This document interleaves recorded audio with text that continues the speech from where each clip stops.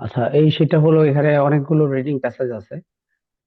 আপনারা এক এক দিন এক একটা রিডিং প্যাসেজ যেন পড়তে পারেন, এখান থেকে ফলো করতে পারেন। এক এক দিন একটা করে নেবেন, এখান থেকে পড়বেন। যেমন প্রথমে আছে আপনার ব্রেকফাস্ট নিয়ে, তারপর এখানে আপনার ওয়ার্কশিট আছে। দ্বিতীয়টা হলো লাঞ্চ নিয়ে, তারপর হলো ডিনার নিয়ে, তারপরে আছে স্টেপ বাই স্টেপ। এখানে প্রত্যেকটা পেজ দেওয়া আছে, এখান থেকে পড়ে নিন। এটা পরে দিয়ে দিব, পড়ে নিন। আপনাদের টেন্সে এখনো দুর্বলতা আছে, এটা আমি লক্ষ্য করেছি। তো টেন্সের যে দুর্বলতা আছে এটা কাভার করতে হবে। এটা কাভার না করলে আপনি অনেক কিছু আসলে বুঝতে পারবেন না। এই জন্য টেন্সের উপর আজকে আরেকটা ক্লাস দিতেছি, ইজিলি আন্ডারস্ট্যান্ড করার জন্য। তো ভার্ব ড্রিলিং এর এই ক্লাসটা আপনারা করেছেন কিনা আমার জানা নাই, না করে থাকলেও আবার রিপিট এটা করা যায়, কোনো সমস্যা নাই। যাই হোক, ইংরেজিতে ভার্ব বুঝতে হলে, অর্থাৎ সময় বুঝতে হলে আমাদেরকে সবসময় বুঝতে হবে এই তিনটা হেল্পিং ভার্ব, অর্থাৎ বি ভার্ব, হ্যাভ ভার্ব এবং ডু ভার্ব। এই তিনটা জিনিস না বুঝলে আপনি কখনোই টেন্স বুঝতে পারবেন না। বি ভার্বে কারা কারা আছে একবার স্পষ্ট এটা ক্লিয়ার রাখতে হবে আপনার মাথার মধ্যে। Be, am, is, are, was, were, been এবং বিং। টু হ্যাভ ভার্বের মধ্যে আছে হ্যাভ, হ্যাজ, হ্যাড, এবং টু ডু ভার্বের মধ্যে আছে ডু, ডাজ, ডিড। এরাই মূলত ভার্বে বাক্যের ভিতরে টেন্সকে মানে সময়কে পরিবর্তন করে। ভার্বের যে পাঁচটা ফর্ম আছে সেটা হলো বেস ফর্ম থেকে শুরু করে কোন ফর্ম, একেবারে প্রেজেন্ট পার্টিসিপল ফর্ম। এই বি ভার্বের মধ্যে কে বসতে পারে বেস ফর্মে? একমাত্র ভার্ব ওয়ার্ড হলো এই বি ভার্বটা।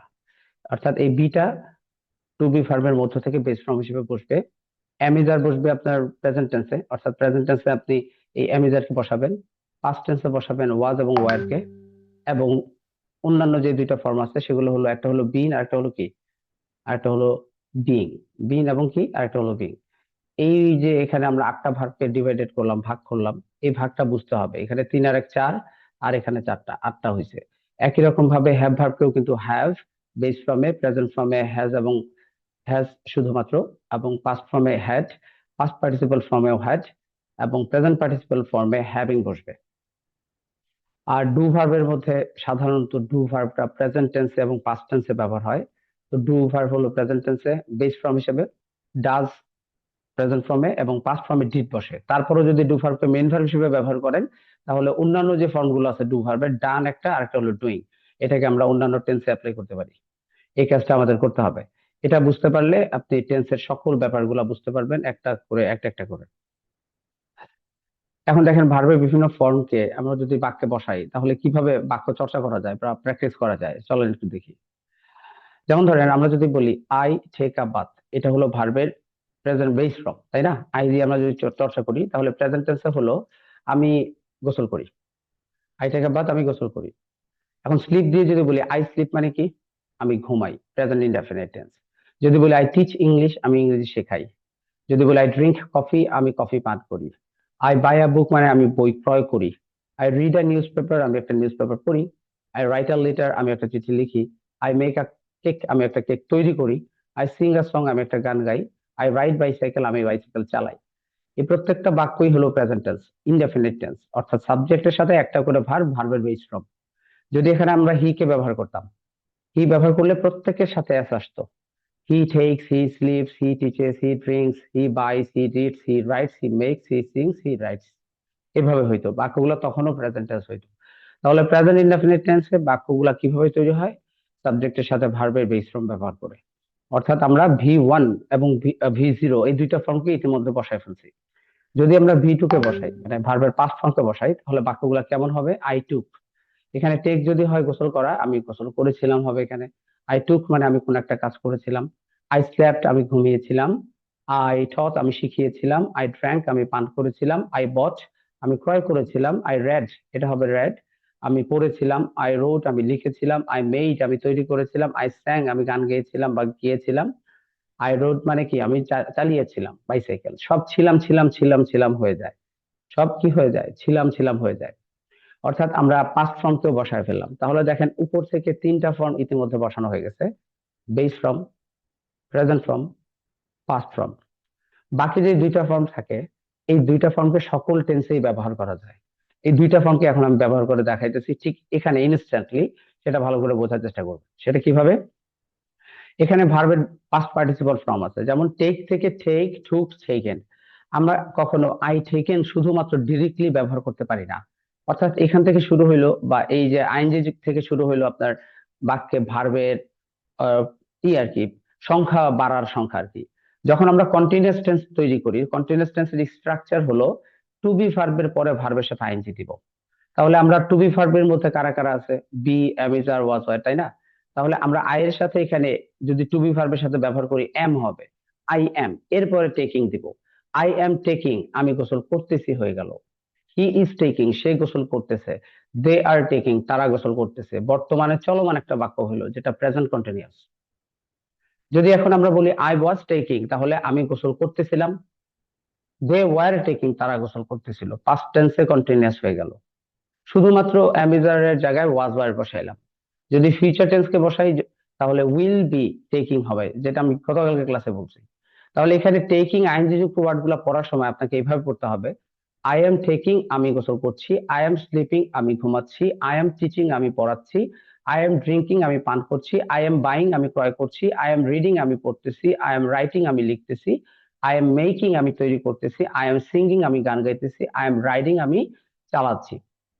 এখন হি দিয়ে করলে শুধুমাত্র হি এর সাথে ইজ হবে, এখানে কোনো পরিবর্তন হবে না। তাহলে he is taking, he is sleeping, he is teaching, he is drinking, he is buying, he is reading, he is writing, he is making, he is singing, he is riding. They দিয়ে করলে they are taking, they are sleeping, they are teaching, they are drinking, they are buying, they are reading, they are writing, they are making, they are singing, they are riding. সব present টেন্সে কোনো একটা চলমান কাজ হয়েছে, কোনো একটা চলমান কাজ।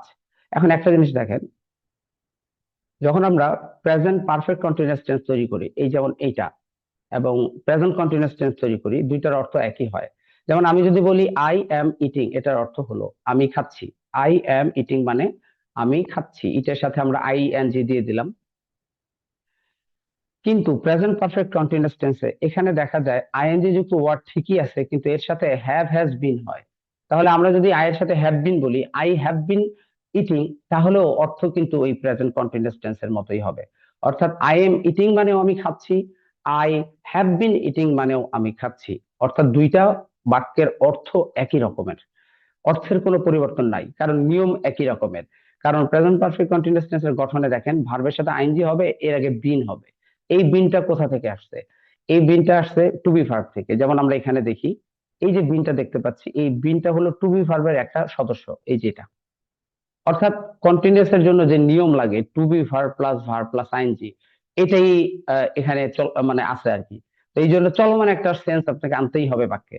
অর্থাৎ টেন্সের চলমান একটা সেন্স, শুধুমাত্র একটা সেন্স, শুধুমাত্র একটা সময়, শুধুমাত্র এটার সময়কে পরিবর্তন করে টু বি ভার্ব, আর কিছু না।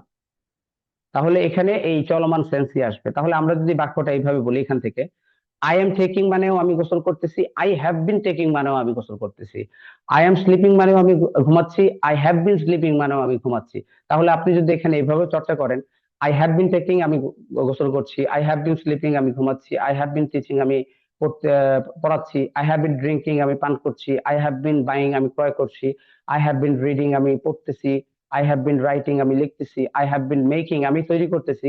আই হ্যাভ বিন সিঙ্গিং, আমি গান গাইতেছি। আই হ্যাভ বিন রাইডিং, আমি চালাচ্ছি। একই কথা, অর্থের কোনো পরিবর্তন নাই। আমরা যখন স্পোকেন এটা ব্যবহার করব তখন এভাবে বললে সমস্যা নাই। তবে পরিবর্তনটা তাহলে কেন, এটা আলাদা টেন্স কেন হয়েছে, একটা সময় এখানে দিতে হয়, কতক্ষণ যাবত কাজটা করতেছেন। যেমন আপনি বাইসাইকেল চালাচ্ছেন 10 মিনিট যাবত, তাহলে I been riding bicycle for 10 minutes. এই এতটুকু দিতে হবে, ফর বা চেঞ্জ যুক্ত করে, ব্যাস এতটুকুই। না দিলে যে বাক্য হবে না তা কিন্তু না, না দিলেও বাক্য হবে, আপনি বলতেও পারবেন এটা। ঠিক আছে, এটা আপনার উপরে ডিপেন্ড করে আপনি আসলে সময়টা উল্লেখ করতে চাচ্ছেন নাকি চাচ্ছেন না। তাহলে দেখেন এখানে কন্টিনিউয়াস এবং পারফেক্ট কন্টিনিউয়াস আলাদা করে কিছু না, তাহলে এখানে আলাদা করে টেন্সের টেনশন করার কোনো দরকার নাই। এই এতটুকু যদি বুঝতে পারেন তাহলে বাকি বিষয় অলরেডি হয়ে গেছে, আর একটুখানি ঝামেলা আছে। সেই একটু ঝামেলা ক্লিয়ার করার আগে কন্টিনিউয়াস পুরোপুরি কমপ্লিট করি আমি।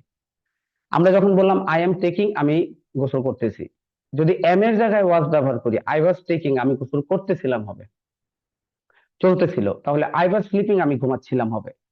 আই ওয়াজ টিচিং, আমি শিখাচ্ছিলাম হবে। আই ওয়াজ ড্রিঙ্কিং, আমি পান করছিলাম। সব চলমান, অতীতকালে চলমান একটা বাক্য হয়ে গেল। তাহলে চর্চা করার সময় এখানে কত ভাবে করা যায় দেখেন, I am taking, I was taking, I have been taking. আবার আরেকটা জিনিস বলা যায়, আই হ্যাড বিন টেকিং। এই হ্যাড বিন টেকিংটা কি, এখানে আমি দেখাই, যেমন পাস্ট কন্টিনিউয়াস দেখেন, past continuous, subject plus was were plus verb plus ING. তাহলে আই ওয়াজ ইটিং মানে আমি খাচ্ছিলাম।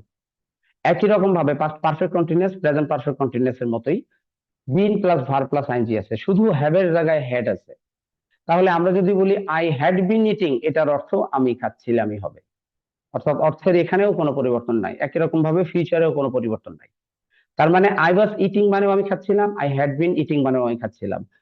আই ওয়াজ রিডিং মানে আমি পড়ছিলাম, আই হ্যাড বিন রিডিং মানেও আমি পড়ছিলাম, একই কথা। তাহলে এখানে এটা কেন হইলো? এখানেও আপনি যেটা করবেন, এখানে সময় উল্লেখ করে দিবেন, ব্যাস এতটুকু। তাহলে আপনি ওই উপরে ওয়াজ ওয়ার দিয়ে যখন পড়তেছেন তখন হ্যাড বিন দিয়েও পড়তে পারেন, শুধু মনে রাখতে হবে হ্যাড পাস্টে আর প্রেজেন্টে হ্যাভ, প্রেজেন্টে হ্যাভ, ব্যাস।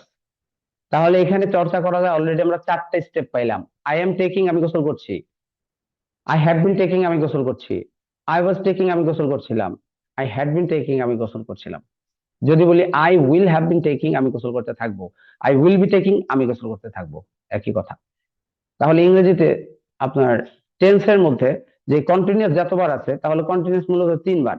প্রেজেন্ট বলেন, পাস্ট বলেন আর ফিউচার বলেন, 3বারই চলমান বাক্য, একটা একটা করে বাদ দেওয়া যায়। 12 থেকে 3 চলে গেলে আর বাকি থাকে আপনার 9টা, 9টা বাক্য থাকে, তাই না? এই 9টার মধ্যে থেকে আবার এখানে ঘটনা আছে। ঘটনা হলো কি, এই যে এটা যদি হয়ে থাকে, এখানে পাস্ট টেন্সে একটু সিম্পল ব্যাপার স্যাপার আছে। সেটা হলো আমরা যখন বলি আই এইট রাইস বা আই টুক, এটার অর্থ হলো আমি গোসল করেছিলাম। আই এইট রাইস, আমি ভাত খেয়েছিলাম হয়। এখন প্রেজেন্ট পারফেক্ট, পাস্ট পারফেক্ট টেন্সে দেখেন স্ট্রাকচার কি। পাস্ট পারফেক্ট, আই হ্যাড এর পরে ভার্বের ভিত্তি, অর্থাৎ আমি খেয়েছিলাম ইংরেজি কি, আই এইট রাইস, তাই না? আই রোট আ লেটার, এটা আপনি হ্যাড দিয়ে যদি বলেন তাহলে আপনাকে বলতে হবে আই হ্যাড ইটেন রাইস। তখন এটার অর্থ যা, পাস্ট ইনডেফিনাইটের অর্থ তা সেম, কোনো পরিবর্তন নাই। অর্থাৎ আই এইট রাইস মানে হলো আমি ভাত খেয়েছিলাম, আই হ্যাড ইটেন রাইস মানেও আমি ভাত খেয়েছিলাম, দুইটার অর্থই সেম। অর্থাৎ পাস্ট ইনডেফিনাইট আর পাস্ট পারফেক্ট কন্টিনিউয়াস দুইটার অর্থই একই রকমের, অর্থের কোনো পরিবর্তন নাই, দুইটাতেই ছিলাম থাকে। কোন একটা কাজ অতীতকালে শেষ করেছিলেন। তাহলে আমি যদি এখানে পাস্ট টেন্সে যে বাক্যগুলো বললাম, I took, I slept, I thought, I drank, আমি পান করেছিলাম, আমি যদি বলি আই হ্যাড ড্রাঙ্ক, তাহলেও অর্থ আমি পান করেছিলাম। আই হ্যাড বট, আমি কিনেছিলাম। আই হ্যাড রেড, আমি পড়েছিলাম। আই হ্যাড রিটেন, আমি লিখেছিলাম। আই হ্যাড মেড, আমি তৈরি করেছিলাম। আই হ্যাড সাং, আমি গেয়েছিলাম। আই হ্যাড রাইডেন, আমি চালিয়েছিলাম। যেমনটা আই রোড মানে আমি চালিয়েছিলাম, আই স্যাং মানে আমি চালিয়েছিলাম, আই মেড মানে আমি চালিয়েছিলাম, আই রোড মানে আমি চালিয়েছিলাম, যেটা একই সেন্স, একই অর্থ। অর্থাৎ এখানে টেন্স আরো একটা কমে গেল, 9টা থেকে আরো একটা কমে গেলে 8টা থাকে। এখন এখানে আবার একটা কথা আছে, তাইলে এখানে এই টেন্সটা কেন দিল? এখানে এই টেন্সটা এই জন্য হয়েছে, হ্যাড দিয়ে এই জন্য লিখতে হয়, আমরা দুইটা কাজের সাথে কম্পেয়ার করে একটা কাজ উল্লেখ করি। যেমন অতীতকালে দুইটা কাজ হয়েছে, তার মধ্যে কোন কাজটা আগে হয়েছিল সেটা বলতে চাচ্ছি আমি।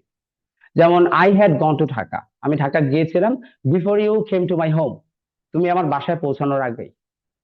তাহলে আপনি বাসায় পৌঁছানোর আগেই যে কাজটা হয়েছিল সেটা আপনি বলতে চাচ্ছেন, দুইটা কাজের মধ্যে কোনটা আগে হয়েছিল? বাসায় আগে আসছিলেন নাকি ঢাকা যাওয়ার জন্য রওনা দিছিলেন, এটা আগে হয়েছিল আপনি মেনশন করতে চাচ্ছেন। তখন যেই কাজটা আগে হয়েছে সেটাই হলো গিয়ে আপনার কি, পাস্ট পারফেক্ট টেন্স, মানে সেটা আগে পারফেক্টেড। এই যে এটাতে দিয়ে দিবেন। তাহলে I had gone to Dhaka, এটা আগে হয়েছে, ঢাকায় গেছেন আগে, তাহলে I had gone to Dhaka দিলেন। বিফোর কেন দিবেন? কারণ পরে ওইটা হয়েছে, before you came to my home, এইরকম। অর্থাৎ এখানেও আমরা দুই ভাবে পড়তে পারি। তাহলে দেখেন আমরা এই অলরেডি পারফেক্ট টেন্সে চলে আসছি। আমাদের এখানে কন্টিনিউয়াস হয়ে গেল, প্রেজেন্ট কন্টিনিউয়াস, পারফেক্ট, সকল কন্টিনিউয়াস হয়ে গেছে, পারফেক্টের একটা হয়ে গেছে, পারফেক্টের বাকি থাকে আর একটা।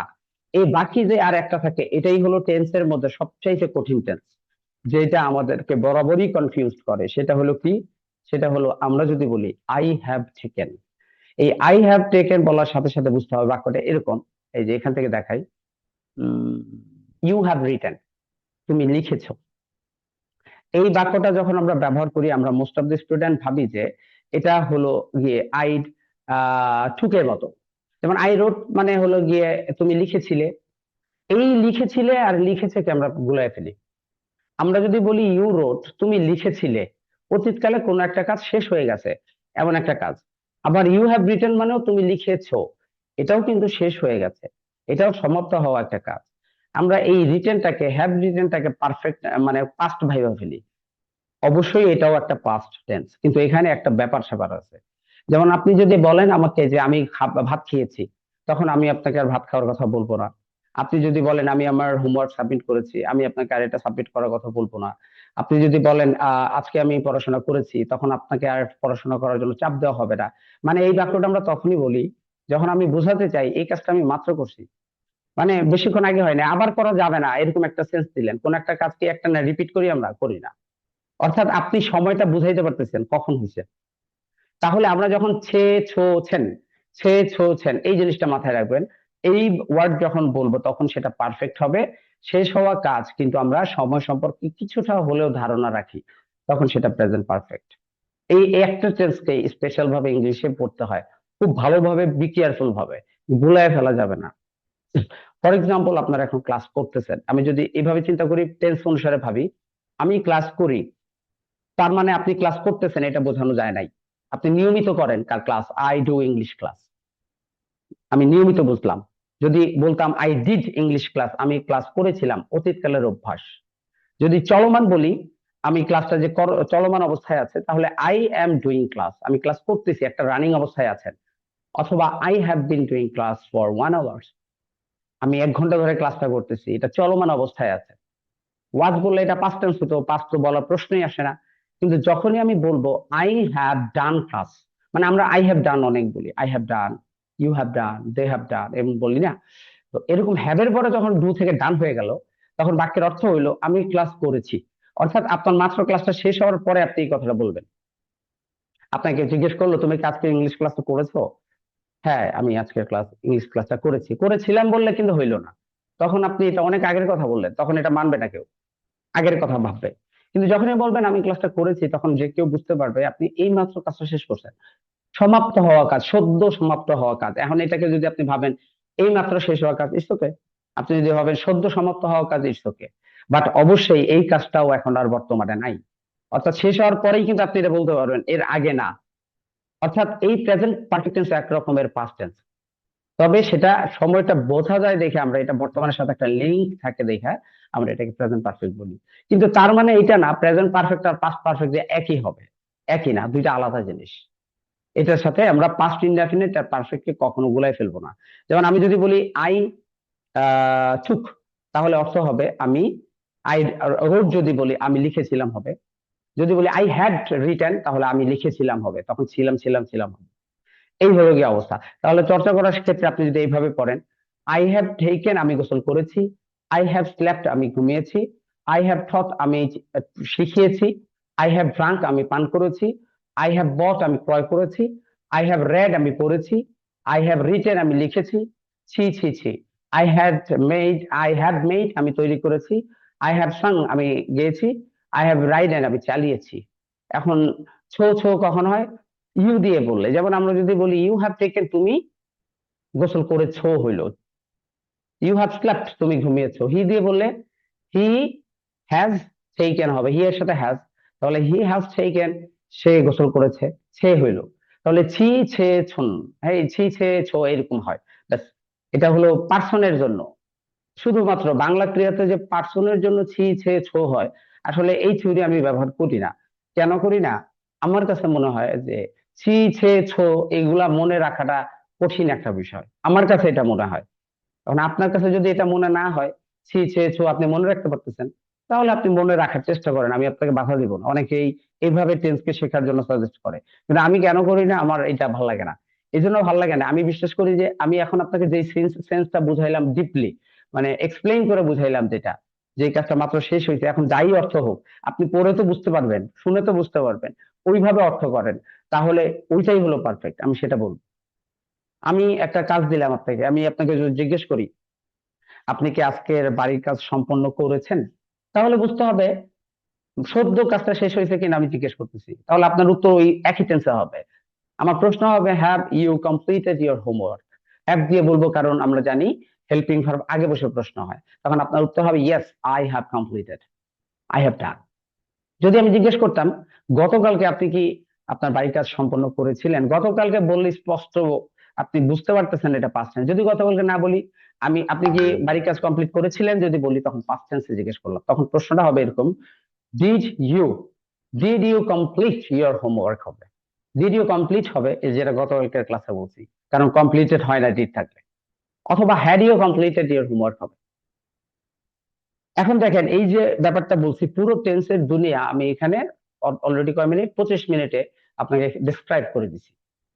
এই 25 মিনিটে দেখেন ইংলিশের কি কি ভাবলে আপনি স্পোকেন করতে পারবেন, কি কি ভাবলে আপনি যে আসলে জানেন না সেটা ভুল কথা। টেক মানে গোসল করা, স্লিপ মানে ঘুমানো, টিচ মানে শেখানো, ড্রিঙ্ক মানে পান করা, এটা আপনি মুখস্থ করতে পারেন। আপনি এটাও পারেন, আই টেক মানে আমি গোসল করি, আই ডু নট টেক মানে আমি গোসল করি না, ডু আই টেক মানে আমি কি গোসল করি, আপনি এটাও পারেন। আপনাকে আলাদা আলাদা ভাবে যখন আমি যেটা শেখাবো আপনি সবই পারতেছেন, কিন্তু ব্যাপারটা সেটা না। ব্যাপারটা হলো যখন আমি ইংরেজিতে আমরা কথা বলি, ইংলিশে এখন কথা প্রসঙ্গে আমাকে কি ধরনের বাক্য বলতে হবে সেটা কিন্তু আমরা জানি না। আমাকে কথা প্রসঙ্গে অতীতের কথা বলতে হয়, কথা প্রসঙ্গে ভবিষ্যতের কথা বলতে হয়, কথা প্রসঙ্গে বর্তমানের কথা বলতে হয়। ব্যাপারটা হলো এটা যে বর্তমানে যে বাক্য আপনাকে ডেলিভারি দিতে হবে, সেই বাক্য প্রথমত ভাবতে হবে কোন টাইপের। আপনি কি প্রশ্ন করতেছেন, তাহলে ডিরেক্টলি প্রশ্নের প্যাটার্নে চলে আসেন, হেল্পিং ভার্ব শুরুতে আপনি প্রথমে এই ব্যাপারে চলে আসেন। এখন আপনার চিন্তা করার ব্যাপার হলো আপনি কি চলমান কোন বাক্য বর্তমানে জিজ্ঞেস করতেছেন, মানে বর্তমান নাকি অতীতের চলমান। তার মানে দ্বিতীয় সেন্স হলো গিয়ে, প্রথম সেন্স আপনি কোন টাইপের বাক্য বলতেছেন।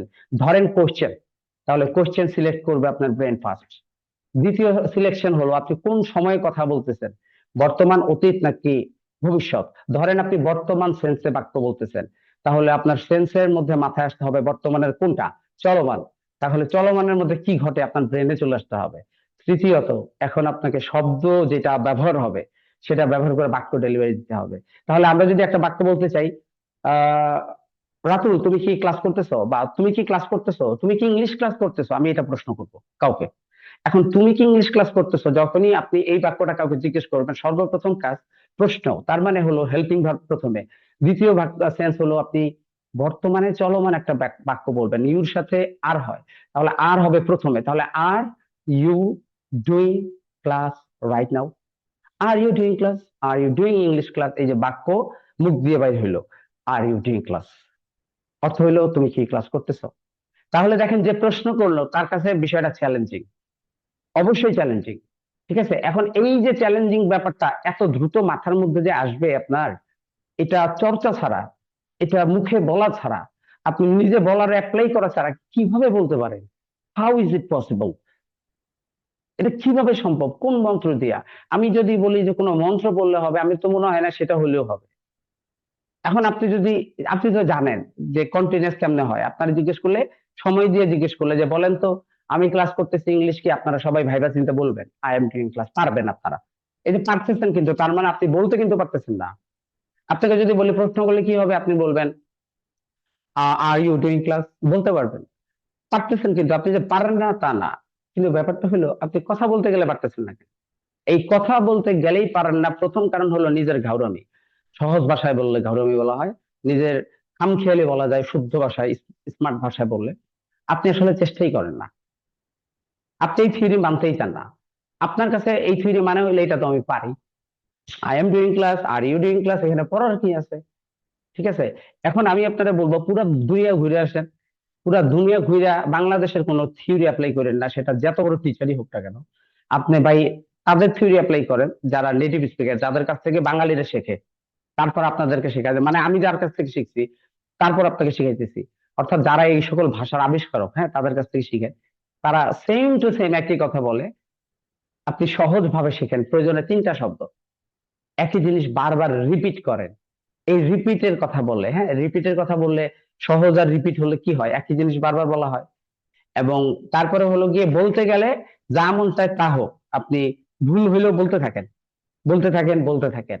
এই ভুল হইতেছে যে এটা আপনি, আপনার ব্রেন এটা ধরতে পারতেছে, এক সময় ধরতে পারবে, যখন ব্রেন নিজে থেকে ধরতে পারবে যে এটা ভুল হইতেছে, তখন যখন সে নিজে থেকে এটা ঠিক করে নেবে, কোনো টিচারকে বলতে হবে না।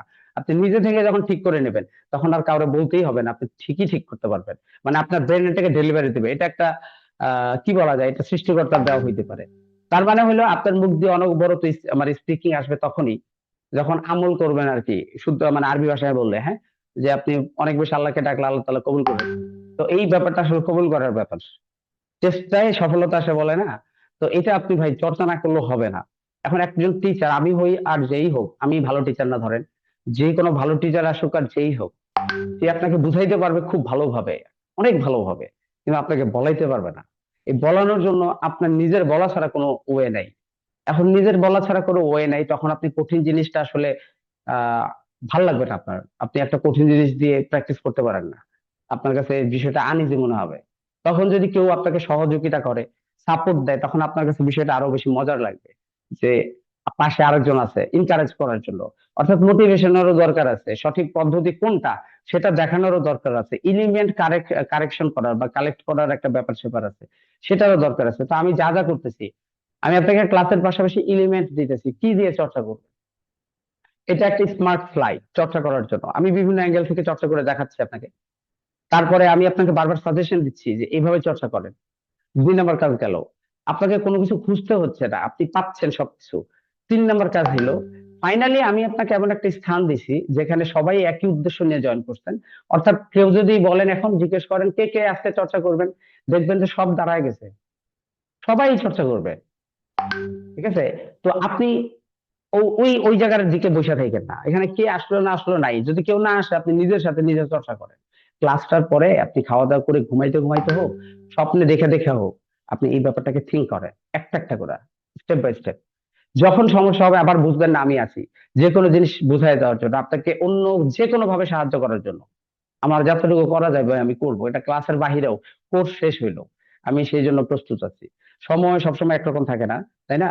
সবসময় যখন বুঝাইতেছি, আমি প্রচুর বুঝাইতেছি বুঝাইতেছি, কিন্তু বলাইতে তো পারতেছি না। আমি জানি যে কোনো রেজাল্ট আসবে না, বলাইতে যতক্ষণ না পারবো ততক্ষণ রেজাল্ট আসবে না। রেজাল্ট সেই পাবে যে বলতেছে এখনো, যে কন্টিনিউ রাখতেছে আমার কথা, একটা বার যদি 50% মেনটেন করে, তারে যে হয়ে গেছে অলরেডি, তারে আর বলতে হবে না। একবার শুধুমাত্র ট্র্যাকে, মানে আপনি সঠিক লাইনে কিছু দূর আমার সাথে হাঁটেন, কিছু দূর আমার সাথে হাঁটেন ভাই, আপনার কাছে ইজি লাগবে। তো এই যে ব্যাপারটা আছে, এটার জন্য আপনি পুরো টেন্সটা বুঝেন নাই, আমি মানি। আপনি হয়তোবা পুরো ডায়াগ্রাম বুঝেন নাই, ইটস ওকে, নো প্রবলেম। পুরো ডায়াগ্রাম বুঝতে হবে না, আমি জাস্ট বুঝাইলাম। পুরো টেন্সের দুনিয়া 10-15 মিনিটেও কভার করা যায়। এই পুরো ব্যাপারটাকেই আপনাকে ক্যাপচার করতে হবে। ফ্লুয়েন্ট স্পিকার যেটারে বলে, বলতে হইতে হইলে এটার জন্য হাজার হাজার শব্দ জানতে হবে না। এই থিমটা যার মাথায় স্পষ্ট, ক্লিয়ার, আর ডেলিভারি দিতে পারে স্পষ্ট, সেই ফ্লুয়েন্ট স্পিকার। অর্থাৎ সে এগুলা সব বুঝতেছে। এর পরের দুনিয়া হলো প্যাসিভ। প্যাসিভ মানে হলো সেখানে আবার টেন্স আসবে, আলাদা আলাদা স্ট্রাকচার আসবে, সেটা অ্যাডভান্স লেভেল, সেটা না পারলেও আপাতত চলবে। এখন দেখেন, চর্চা করি, দেখেন। সাবজেক্ট হলো গিয়ে বেসিক্যালি 5টা 6টা আছে, আই ইউ। আমরা যদি ইউ দিয়ে ট্রাই করি, আমরা কন্টিনিউয়াসে ট্রাই করব। আমরা যদি বলি তোমরা ক্লাস করতেছো বা আপনারা ক্লাস করতেছেন, you are doing class, you are taking class, you are sleeping, you are teaching, you are drinking, you are buying, you are reading, you are writing, you are making, you are singing, you are writing. আমি যদি বলি যে তুমি গোসল করতেছিলে, তাহলে ওয়াজ দিয়ে বলে, you were দিয়ে হবে, you are taking, you are sleeping, you are teaching, you are drinking, you are buying, you are riding, you are writing, you are making, you are singing, you are writing. অবশ্যই আপনাকে কি করতে হবে? প্রশ্ন করতে হবে। এটা প্রশ্ন না করলে আপনি কথা বাড়াবেন কেন? প্রশ্ন না করলে কথা বাড়ে না তো, আপনি একটানা কতক্ষণ কথা বলবেন, তাই না? আপনাকে কোশ্চেন করতে হবে ডেফিনেটলি।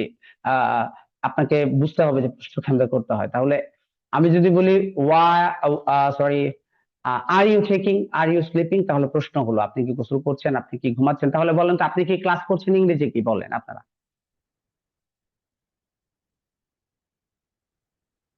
আপনাদের পারমিশন দেওয়া নাই? আচ্ছা, পারমিশন দিয়ে দিচ্ছি। না, পারমিশন দেওয়া আছে ভাই, হ্যাঁ বলেন। আপনারা কি ক্লাস করতেছেন? তুমি কি ক্লাস করতেছো, কি হবে? Go, are you doing class? Are you doing class? Very good. আচ্ছা, তুমি কি ঘুমাচ্ছো, কি কি হবে? Um, do you sleeping? Do আসলে কোথায়? Are you Are sleeping. you Are you sleeping? তবে do you sleeping? Are sleeping you যে বলে sleeping? ফেলছেন, দেখেন, ডু ইউ স্লিপিং যে বলে ফেলছেন, ইটস ওকে, কারো এই জায়গায় ভুল ধরার দরকার নেই। মানে ব্যাপারটা হলো কি, যখন আমরা নিজেরা চর্চা করি, মানে ওস্তাদেরা, যখন ধরেন আপনারা 5-10 মিনিট চর্চা করলেন বা কোন একটা সমাজে বললেন আপনি, এখন এখানে একটা ওস্তাদ বেরিয়ে হবে। ওস্তাদ হলে গিয়ে কি, সব জানতা ওস্তাদ। সে আপনাকে ডু ইউ স্লিপিং যখনই বলছেন, আপনার বাধা দিবে। এখন আপনাকে সর্বপ্রথম বলবে কি ইংরেজি বললো, ইংরেজি তো ভুল হয়েছে, ডু ইউ স্লিপিং। ওই যে আরেকজনের সামনে যে আপনাকে কি বললো, কি বললো, কি জানি বলে, আপনার যে ভুল হলো আপনি খুব লজ্জা পাবেন, একবারে নয়া বউয়ের মতো ঘুমটা দিয়ে আসবেন। এরপরে আর তো কিছু বলবেন না, মুখ দিয়ে বাইর হবে না। আপনি এটা নিশ্চিত থাকেন যে ভদ্রলোক তখন আপনার ভুল ধরাই দিছে এইভাবে, ঠিক আছে, পজিটিভলি না নেগেটিভলি। ওই ভদ্রলোক আপনার জীবনের সবচেয়ে বড় শত্রু। কারণ কেন বড় শত্রু? সে আপনাকে ইনকারেজ করে নাই, আপনাকে মানে কি করলো, আপনাকে ধ্বংস করে দেওয়ার জন্য একটা মানে তীর ছুড়লো আর কি। এখন আপনারা তখন তখন আবার কি করবেন আমি জানি তো। তখন বলবেন আপনি বলেন তো দেখি, বা আপনি বেশি পারেন বুঝছি, আপনি করেন। তর্কে চলে যাবেন না, আপনি এটা বলবেন না। আপনি সম্ভবত যেটা করবেন, যদি তর্ক করলে তর্ক বাড়ে, আপনি তর্ক করারই দরকার নাই, কোনো কিছু বলারই দরকার নাই, বা সেই প্লেসে আপনার বলারই দরকার নাই।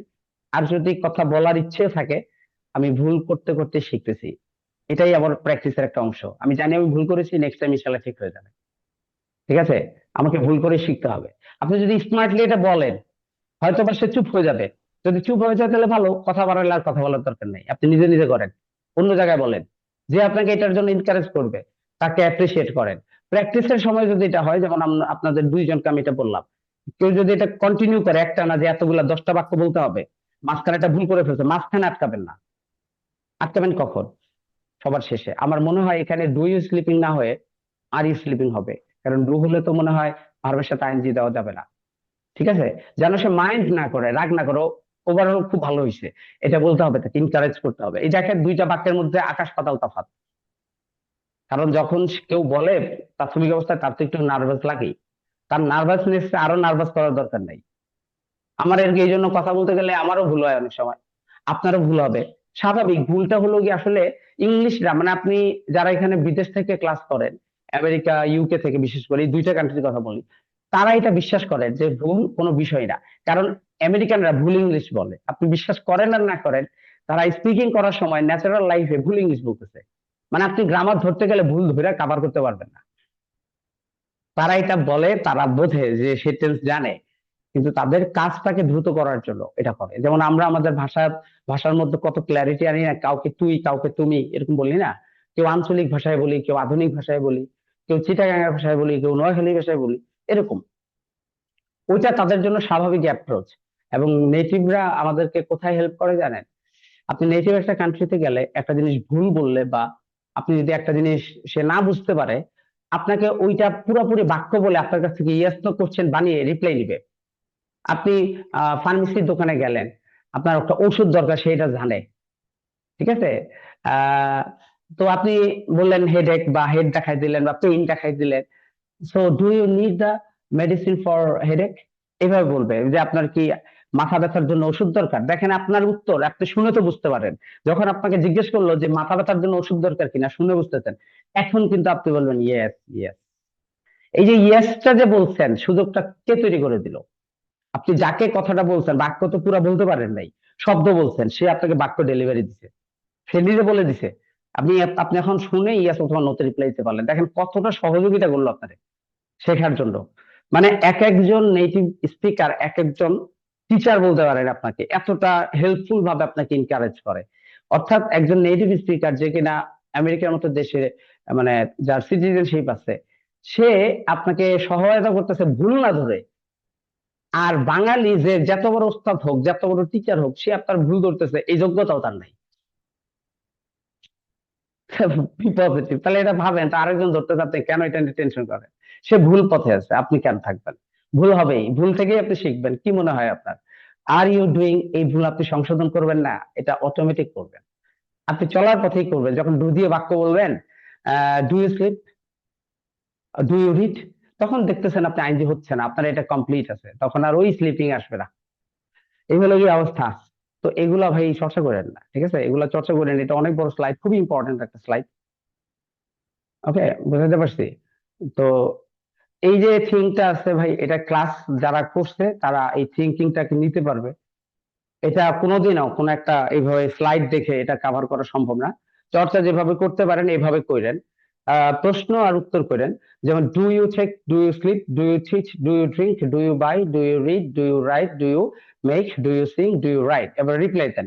Yes I check, yes I sleep, yes I teach, yes I drink, yes I buy, yes I read, yes I write, yes I make, yes I sing, yes I ride. এখন প্রশ্ন কেমনে করবে এখানে দেওয়া আছে, এখানে আপনি দেখে নিন। প্রশ্ন করার প্রসেস এখানে দেওয়া আছে। Do you take? Do you sleep? Do you teach? Do you drink? Do you buy? Do you read? Do you write? Do you make? Do you sing? Do you write? ওকে, এখানে প্রশ্ন কিভাবে করতে হবে এখানে drill দেওয়া আছে। ওকে, এখন এখানে ডু এর জায়গায় যদি ডিড দিই কি হবে বলুন তো? ডু ইউ টেক দিলে কি হবে? তুমি কি গোসল করেছিলে হবে। সরি, ডু না, ডিড। ডিড ইউ টেক দিলে কি হবে? তুমি কি গোসল করেছিলে? Did you sleep? তুমি কি ঘুমিয়েছিলে? Did you reach? তুমি কি পৌঁছেছিলে? Did you drink? তুমি কি পান করেছিলে? Did you buy? তুমি কি ক্রয় করেছিলে হবে। এখন চলমান এখানে টুক দিয়ে কখন বলবো? রিপ্লাইতে টুক আসবে। Yes I took, no I don't, I didn't take হবে। ওই ডু ডিড দিয়ে বাক্য বলার ক্ষেত্রে প্রেজেন্ট টেন্স আর পাস্ট টেন্স দুইটাই গুলাই ফেলবেন, এটা কোনো বিষয় না, চর্চা করলে ঠিক হয়ে যাবে। এইভাবে প্রত্যেকটা টেন্স এক একদিন এক একটা টেন্স ধরে এগুলোকে কভার করেন। এখানে পুরো টেন্সের দুনিয়া আছে এবং প্রশ্ন কিভাবে করতে হয়, ডাব্লিউএস কোশ্চেন কিভাবে করতে হয়, প্যাটার্ন। এই যে ডাব্লিউএস কোশ্চেনের প্যাটার্ন দেখেন। W S word do does subject V one, W S word am is are subject verb plus I N G, W S word have has subject ভার্বের past participle form, W S word have has subject been being. আমি যদি বলি যে এই জায়গাতে দেখা দেখা পড়েন ভাই, আমার নিজের মাথা ঘুরবো, আপনার মাথা ঘুরে না? এখান থেকে দেখা যদি কেউ মুখস্থ করতে চায় অবশ্যই মাথা ঘুরবে। আমি কোন রুলস দেখায় যখন পড়াই, স্ট্রাকচার, যেমন এই স্ট্রাকচার দেখায় যদি পড়াইতাম না, আমার নিজের মাথা ঘুরতো, আমি এখানে কোনো থিওরি পাইতাম না। আপনারা কেমনে বুঝামু? আমি বুঝাইছি কেমনে? এইখান থেকে বুঝাইছি, এখান থেকে বুঝাই আমি থিওরি পাবো। আমি থিওরি কেন পাবো? আপনার ব্রেন অলরেডি অ্যাডভান্স করে রাখছে। আমি যখন এখান থেকে বুঝাবো আপনার ব্রেন অটোমেটিক ওখানে কাজ করতে হবে। এটা আপনার অ্যাবিলিটি বাড়ায় দিচ্ছি, আপনি টের পান নাই। আপনি টের পাবেন যখন বলতে যাবেন তখন। আমি যে স্ট্রাকচার না দেখায় আপনার এটা বুঝাইছি, আপনার অ্যাবিলিটি, যে বলার অ্যাবিলিটি, থিঙ্ক করার অ্যাবিলিটি বাড়াই দিছি, অর্থাৎ চিন্তা করার শক্তি বাড়াই দিছি। আপনি ফুল প্রেসার দিতেছেন ব্রেনকে, যে স্যার যে নেগেটিভ বললো, ডু নট কেন বললো? ফুল প্রেসার দিতেছেন ব্রেনকে, তার আয়ের সাথে কেন হ্যাভ বললো? আমি জানি এটা দিতেই হবে আপনাকে প্রেসার, ঠিক আছে? ওই জায়গার মধ্যে বেশি চাপ নিয়ে না, ওই জায়গার মধ্যে একটা একটা করে চাপ নেন। ডু এর কাজ আগে, এমিজার কাজ আগে, তারপরে ওয়াজ ওয়ার, তারপরে আপনি হ্যাভ এর কাজ আগে নেন, হ্যাভ দিয়ে ভার্বের ভিতরে আগে নেন, তারপরে হেডেরটা নেন, এভাবে আস্তে আস্তে করেন, চলতে থাকুক। এর সাথে সাথে speaking practice, reading practice, writing practice, daily ক্লাসের অ্যাক্টিভিটি সবই করবেন, কিন্তু কুল থেকে করবেন। আজকের ক্লাসে সব শিখতে হবে এমন কোনো কথা নাই, এটা অন্য সময় শিখলেও হবে। আজকের ক্লাসে কিছু যে শিখছেন এটা মাথায় রাখতে হবে, এবং কিছু যে চর্চা করছেন সেটা মাথায় রাখতে হবে। এটার জন্য রিডিং থাকতে পারে, রাইটিং থাকতে পারে, এই জায়গায় রিডিং এর অ্যাক্টিভিটি আছে, এগুলা শেখেন। মোবাইল ফোন দেখে দেখে পড়েন, এরকম। বুঝতে পারছি ভাই? তো এই হলো গিয়ে কথা। তো এখানে ব্যাচ কি আছেন নাকি? আপনারা চলে গেছেন? এখানে ব্যাচ কি আছেন? 48 আছেন, 49ও আছেন, 48 আছেন, 49ও আছেন, যাক 21। এই 21 মানে হলো, এই 21 অলরেডি আমার সেরা স্টুডেন্ট, আমার বেস্ট স্টুডেন্ট, যাদের জন্য কোনো প্রোটোকল লাগে না, যাদের জন্য কোনো রুলস লাগে না, যারা এটা বিশ্বাস করে যে স্যার পড়াইতেছে এটাই বড় ব্যাপার, স্যারের ক্লাসের সময়টাকে যারা রেসপেক্ট করে, এবং যারা বিশ্বাস করে যে ইংলিশ চর্চার মাধ্যমে মানে গেইন করা যাবে, এটা আপনাদের বলতে হবে না, আমি এটা বিশ্বাস করি, বিলিভ করি। তো গাছের সকল ফল হয় না, আবার সকল পাতাও সবসময় সতেজ থাকে না, মানে পারফেক্টলি সব গাছ বাঁচে ওরা, টিকে ওরা। তো যাই হোক, আপনারা টিকে গেছেন অলরেডি। আমি মনে করি যে জার্নি অলরেডি হয়েছে আপনার সাথে, সবাই অন্তত পক্ষে আমার 10-12টা ক্লাস করছেন। তো আমার মতে এরপরে আর কোনো কিছু বলার অপেক্ষা রাখে না, আমি সবসময় আপনাদের পাশে আছি। আমি আমার খুব ভালো সময় আপনাদের সাথে চাই। এই খারাপ সময় আপনারা যেহেতু পাশে আছেন, আমি ভালো সময় আপনাদেরকে সাথে চাই, যেন আপনারা আমার আইডল হইতে পারেন, এক একজন নিজেকে এভাবে প্রস্তুত করেন। সবসময় আমি সাপোর্ট দিয়ে যাবো, এতটুকু বলবো আর কি। তো আজকে আর বেশি কথা বাড়াবো না, আমার ভালো লাগতেছে না, ঠিক আছে? আহ, তো যাই হোক, ওভারঅল যা বললাম এগুলো আজকে তাহলে টেন্সটা প্র্যাকটিস করে, টেন্সের ক্লাস আর নিবো না, হ্যাঁ? তো পরবর্তী ক্লাসগুলো একটু অ্যাডভান্স লেভেলের হবে। আর যারা 39-49 ব্যাচে আছেন, আপনাদের একটা পরীক্ষার আয়োজন করতে হবে, কিন্তু পারতেছি না, কারণ ওই যে পরীক্ষার প্রশ্ন বানাবে তার ফাইনাল এক্সাম চলতেছে ভাই, তাকে তো এই সুযোগটা দিতে হবে। তার পরীক্ষার ক্ষতি হলে তো এটা আমি আমি নিতে পারবো না দায়িত্ব, তাই না? তার ক্ষতি হোক এটা আমি চাই না, তো এই জন্য প্রেশার দিতেছি না। তো ক্লাস কন্টিনিউ করেন, ওকে? আগামীকালকে ক্লাস আছে? ইয়েস আছে স্যার, না? প্র্যাকটিস সেশন আছে আমাদের। হ্যাঁ, প্র্যাকটিস নিয়েন, হ্যাঁ প্র্যাকটিস ক্লাস নিয়েন। তো প্র্যাকটিসে টেন্সের উপর থেকে নিয়েন আয়নাব ভাই, ইয়েস স্যার। হ্যাঁ সময় ইয়েস পাইলে। স্যার। হুম, ওকে। আর আপনার একটা জিমেল বলতে, আসলে জিমেল এমন একটা ই করেন, যেটা নতুন ক্রিয়েট করা জিমেলটা আমি আমাদেরটা দেই না কেন? জিমেলটা খুব সেন্সিটিভ জিনিস, আপনি জিমেল সবাইকে দিয়েন না। যে জিমেল দিয়ে গুগল লগ ইন করবেন, ওই জিমেল দিয়ে আপনার যদি ফোনে Yes. লগ ইন করা থাকে, আপনার যদি পিসিতে লগ ইন করা থাকে, তাহলে সায়েন্স যে অপশনটা আছে এটা তো অন থাকে। আপনার পুরা স্টোরেজ, পুরা ফোন বুকের ডাটা এটা কিন্তু একটা জায়গায় সেভ থাকতে পারে। মানে এটা খুব সিকিউরিটি এবং সিকিউর একটা ব্যাপার স্যাপার, তাই না? আমি যাকে Yes, sir. জুমের লাইসেন্স করার জন্য দিব, তাকে কিন্তু আপনার জুমের অ্যাকাউন্টে ঢোকার পারমিশন দিতে হবে। সে আমার বিশ্বস্ত, সমস্যা নাই। পারমিশন যে দিব, তো আপনি হিসাব নিকাশ করে জুমের অ্যাকাউন্ট দেন।